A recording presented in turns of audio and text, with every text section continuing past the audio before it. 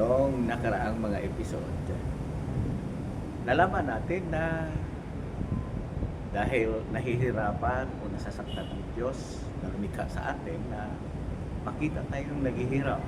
Kaya nang binanggit na Isaiah 63:9, yung talagang pinagbasihan natin noon.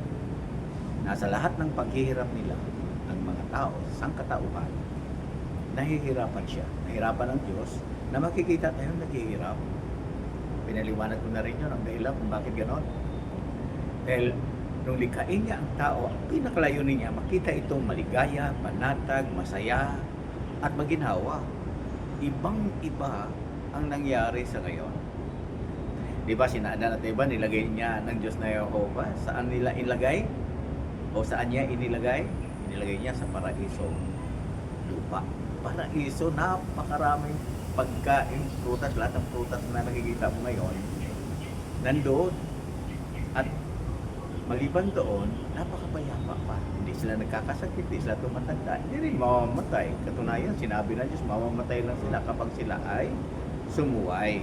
Nasa Genesis 2:16-17 yan. Sa makatuwid, nasasaktan ang Diyos kapag nakita tayo ng hirap. Kasi hindi ito ang gustong buhay na mararanasan ng mga tao.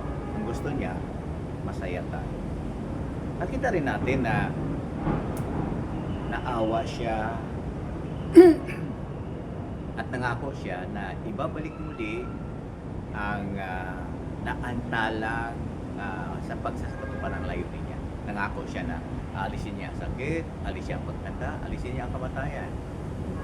Magkakaroon na saganang pagkain, magkaroon sa sariling bahay, lupa, trabaho, mga tao. Pinalakay natin ang nakaraang mga episode. At nalaman din natin, syempre pa, na ang nangako, ang Diyos na nangako nito ay ang Diyos na Jehovah. Nagpakilala siya sa kanyang salita, ang Biblia, doon sa awit o Psalm 83:18, sabi, malaman nawa ng mga tao, ang Diyos na Jehovah pa nagpasulat, yung malaman nawa kasi sa karamihan ng reliyon, hindi ko naman pinagkikilala ang pangalan ni Jehovah. At doon sa Isaiah 42:8, sinabi niya, ako si Jehovah, iyan ang pangalan ko. At sa kay Moises, nagpapakilala din siya sa Exodus 6:2.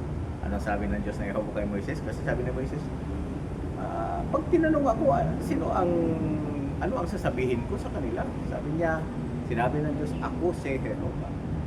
Sa makatuwid, ang Diyos na Jehovah, ang Diyos ay may personal na pangalan ng ating may lalaki. Ay, hindi nakapagtataka yun kahit si Jesus, nung siya nasa lupa. Sinabi niya, manalangin kayo ganito, Ama namin na nasa langit, pakabanalin o sambahin nawa ang pangalan mo. So may pangalan ang Diyos. So asahan natin na talagang may pangalan siya. At gusto niya na gamitin natin ito. Bakit? Kasi ang pangalan ng Diyos ay ipinasulat niya sa mahigit na 7,000 times. Isipin mo lang yan. 7,000 times. Ibig sabihin, gusto niyang malaman natin at gamitin ito. Katunayan sa sinabi ng awit 145:18-19, sino mang tumatawag sa pangalan ng Jehovah o si Jehovah ay malapit sa lahat ng tumatawag sa kanya ng may katapatan. At dinirinig niya ang paghingi ng tulong sa pagtawag, ha. So sa makatuwid, kinikilala ni Jehovah ang personal niyang pangalan. Dapat tumawag. Mayroon akong kausap, sabi ko, Papo, mayroon tayo ngayon provision galing sa pamalaan na pag ikaw ay nasa problema o mahirap na kalagayan, tumawag ka sa 911. Sabi sa kanya, paano kung 811 o 611 ang i-dial mo? Sabi niya, kung number. Tama, walang sasagot sa ito. Maaring yung the number you dial is not in our service. Maaring gano'n. So, kailan tumawag sa Diyos na ito?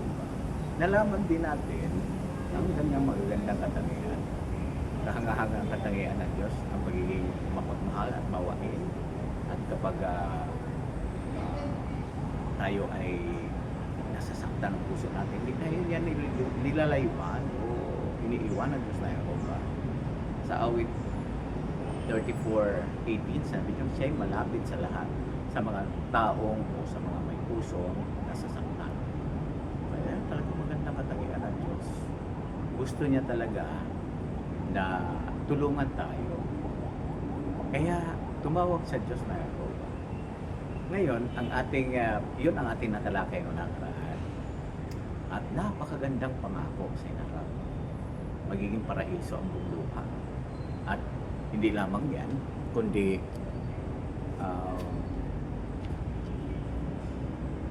mabubuhay din ang mga tao. Sa sakdal ng kalusugan, di nagkakasakit, di tatanda, hindi mamatay, magpakailanman. So, di ba napakagandang pag-asa nito? Ngayon, alamin natin ang tanong. Ang tanong ay, mapagkakatiwalaan ba natin ang Biblia? Ano ang ating patunay na ito ay salita ng Diyos? Sa susunod na episode, tatalakayin ko yan. Mansamantala, mahusay. Salamat sa inyong pakikinig